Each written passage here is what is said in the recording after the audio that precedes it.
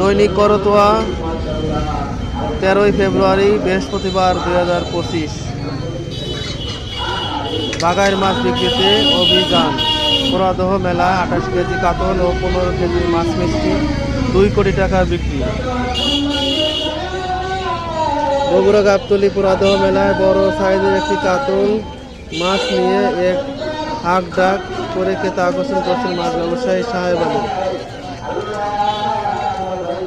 হাফিজা বিনা ইনামুল হক মাছের ঘন কুয়াশা শীত উপেক্ষা করে ভোরের আলো ফোটার পর থেকেই জনস্রোতে বগুড়া ঐতিহ্যবাহী পুরাদহ মেলাকে উদ্দেশ্য করে প্রাণের উচ্ছ্বাস। বছরের এই দিনে মেলাবন্ধন মিলতে সবাই যেন ছুটতে চলেছে।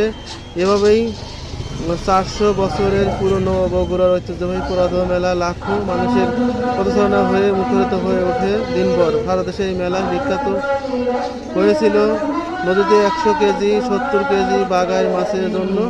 গত 3 বছর হলো বিলুপ্ত প্রায় বাগাইয়ের মাছ বেচা কেনার জন্য উপরে নিষেধাজ্ঞা জরিমানা ঘোষণার পরও বাগাইয়ের মাছ আমদানি প্রদর্শন ও বিক্রি করতে দেখা না গেলেও গতকাল মেলায় আবার বাগাইয়ের মাছ বিক্রি ও প্রদর্শন করা হয়েছে।